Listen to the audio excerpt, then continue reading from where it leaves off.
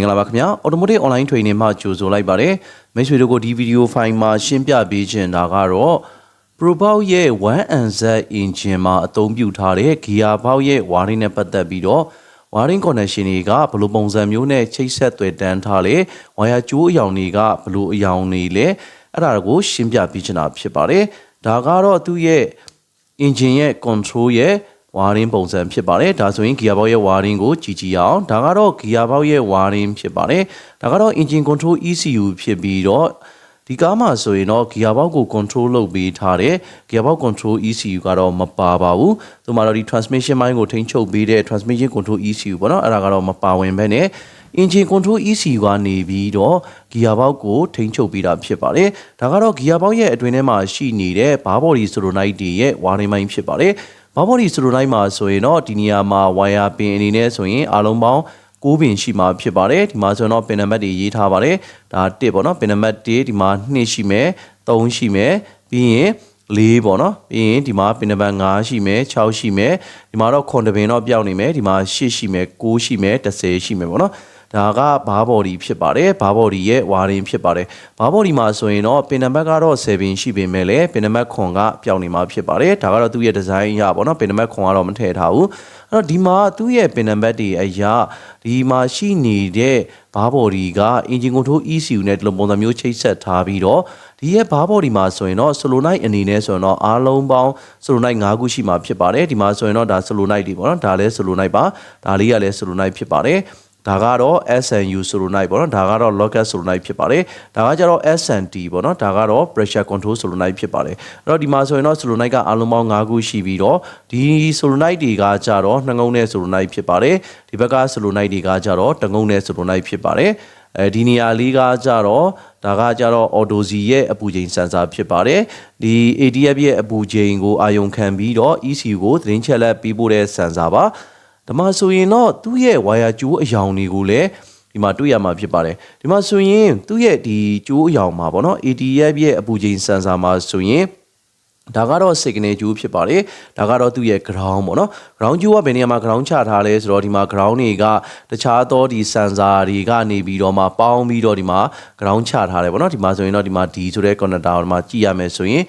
ဒီနေရာလေးမှာပေါ့နော်ဒီဂျိုးလိုင်းလေးဖြစ်ပါတယ်ဒီဂျိုးလိုင်းမှာဆိုရင်တော့ဒီမှာ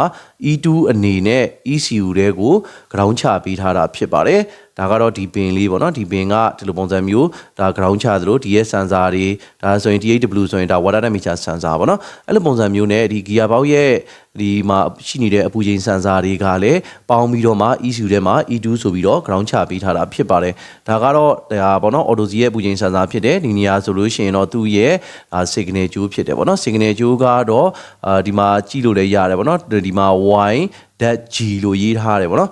ဒီနေရာလေးမှာဒါ Y that G ဆိုတာ Y ဆိုတာက yellow ပေါ့နော်အဝါရောင်ဖြစ်ပါတယ် G ဆိုတာတော့ green ပေါ့နော်အစိမ်းရောင်ဖြစ်ပါတယ်သူကကြတော့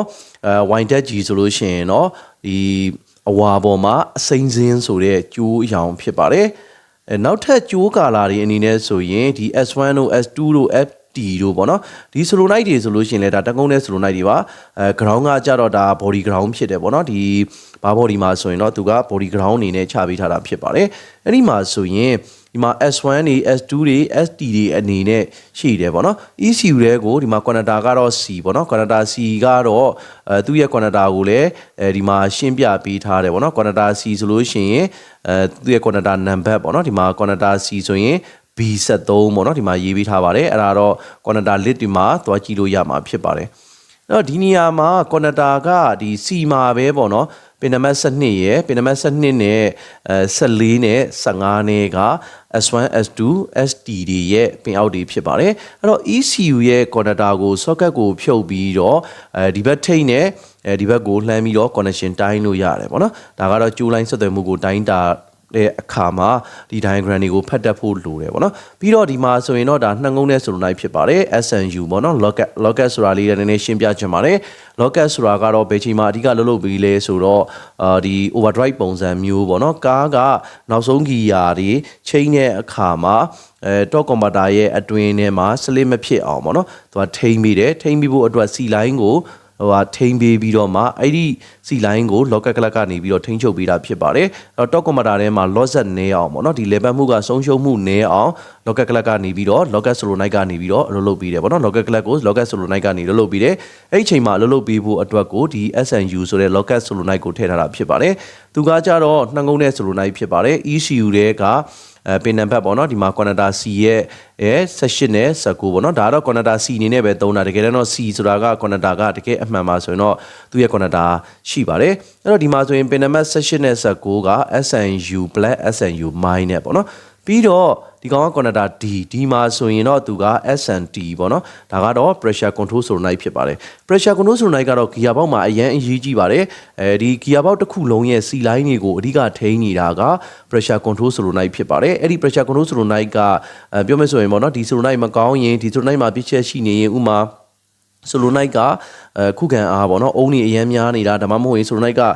ဘက်ထရီနဲ့ဆန်းတာတော့မှကောင်းကောင်းအလုံးမလုံးတော့ဘူးပေါ့နော်အဲ့လိုပုံစံမျိုးဖြစ်နေတယ်ဆိုရင်သူ့ရဲ့ gear line မှာပေါ့နော်ဒီပြစ်ချက်တွေဖြစ်စေတယ် C line ကိုကောင်းကောင်းမထိန်ချုပ်နိုင်တော့ဘူးအဲ့လိုအနေထားမျိုးဖြစ်သွားတယ်ဆိုရင်ပြဿနာက gear chain တဲ့အခါမှာပြစ်ချက်ဖြစ်စီမှာဖြစ်ပါတယ်ဒါကြောင့်မို့ဒီ SNT solenoid ကိုတော့ဒါတေချာလေးစစ်ဆေးတင်တယ်ပေါ့နော်အဲ့တော့အဲ့မှာ SNT ရဲ့ wiring ပိုင်းကဒီမှာအဖြူဆိုတဲ့ပင်ပါမယ်ပြီးရင်ဒါကတော့အဖြူပေါ်မှာအပြာစင်းဆိုတဲ့ပင်ပါမယ်ပေါ့နော်ဒါဒီနှစ်ပင်ကကြတော့ SNT ရဲ့SNT solenoid ရဲ့ wiring ပိုင်းဖြစ်ပါတယ် SNU ရဲ့ wiring ပိုင်းကကြတော့မီးခိုးရောင်တစ်ပင်ပါမယ်အစိမ်းရောင်တစ်ပင်ပါမယ်ပေါ့နော်ပြီးတော့ဒီမှာရှိနေတဲ့ wiring ပိုင်းမှာဆိုရင် S1 S2 တွေ SD တွေကကြတော့တစ်ပင်ထဲမှာဒီကောင်ဆိုလို့ရှိရင်တော့သူကအဖြူပေါ်မှာအစိမ်းစင်းဒါဆိုရင်တော့အဖြူပေါ်မှာအနီစင်းဒါဆိုရင်တော့အမဲပေါ်မှာအနီစင်းပေါ့နော်B dat R ဆိုတာကတော့ B ဆိုတာ black ပေါ့နော်အမဲရောင်ဖြစ်တယ် R ဆိုတာကတော့ red ပေါ့နော်အနီရောင်ဖြစ်ပါတယ်အဲ့တော့ဒီလိုပုံစံမျိုးနဲ့ပေါ့နော်ကျိုးရောင်တွေကိုကြည့်ပြီးတော့ဒါက warning လိုက်တဲ့အခါမှာလွယ်လွယ်ကူလိုက်လို့ရမှာဖြစ်ပါတယ်ဒီဘက်ချမ်းကတော့ ECU ဘက်ချမ်းဖြစ်ပြီးတော့ဒီဘက်ချမ်းကတော့ဘားဘော်ဒီဘက်ချမ်းဖြစ်ပါတယ်အဲ့တော့ဒီဘားဘော်ဒီဘက်ချမ်းမှာရှိနေတဲ့ပင်နဲ့ဒီ ECU ရဲ့ဒီပေါ့နော် connector တွေမှာရှိတဲ့ပင်တွေကိုပင်အောက်အရာပေါ့နော်တိုင်းတာစစ်ဆေးလိုက်လို့ရှိရင်ဂျားထဲမှာရှိနေတဲ့ကျိုးလိုင်းတွေပြက်မပြက်ကိုစစ်ဆေးလို့ရတယ်တခါတလေမှာပေါ့နော်အဲ့ဒီကျိုးလိုင်းတွေက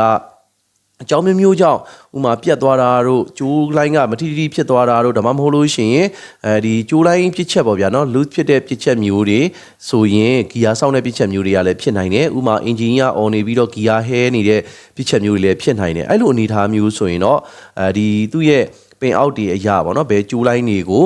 ဒီမှာသက်ဆိုင်ရာကျိုးလိုင်းတွေအကုန်လုံးကိုစစ်ဆေးဖို့လိုအပ်တာဖြစ်ပါတယ်အဲ့တော့ဒီမှာဆိုလို့ရှိရင်တော့ connector D နဲ့ connector C နဲ့မှာသူ့ရဲ့ကျိုးလိုင်းတွေပါမယ်ပေါ့နော် connector D ဖြစ်တဲ့အတွက်ဒီမှာရှိနေတဲ့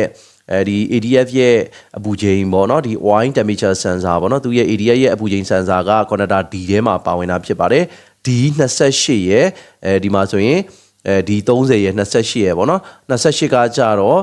ဒါကသူ့ရဲ့ဒီ E2 ရဲ့E2 ဆိုတော့ ground ကြိုးပေါ့နော် ground ကြိုးဒါဒီ sensor တွေကိုပေါင်းပြီးတော့မှ ground ချထားတဲ့ကြိုးရဲ့ပြီးရင် D30 ကကြတော့ဒါဒီ temperature sensor ရဲ့signal ကြိုးဖြစ်ပါတယ်ပြီးတော့ဒီ C connector တွေမှာဆိုလို့ရှိရင်တော့ဘာရှိမလဲဆိုတော့ S1 S2 SD SNU ဆိုတဲ့ဒါ solenoid တွေရဲ့ပင်အောက်တွေရှိမယ်ဒီမှာကကြတော့ဘာရှိမလဲဆိုတော့ SNT ရဲ့ wiring ပိုင်းရှိမှာဖြစ်ပါတယ်အဲ့တော့ဒီလိုပုံစံမျိုး wire connector တွေရဲ့ပင်တွေကိုသိမယ်ကျိုးရောင်တွေကိုသိမယ်ဆိုရင်ပြစ်ချက်ရှာတဲ့အခါမှာလွယ်လွယ်ကူကူနဲ့ရှာဖွေလို့ရမှာဖြစ်ပါတယ်ဒါကတော့ဒီ Probox ရဲ့ 1Z engine မှာအသုံးပြုထားတဲ့ auto gear ရဲ့ဘားဘော်ဒီ warning ပိုင်းလေးကိုမိတ်ဆွေတို့ကိုဗူသားဖြစ်ရှင်းပြပေးခဲ့တာဖြစ်ပါတယ်ကျွန်တော်ရဲ့ video file လေးကိုအဆုံးထိကြည့်ရှုပေးတဲ့အတွက်ကျေးဇူးအများကြီးတင်ပါတယ်ခင်ဗျာ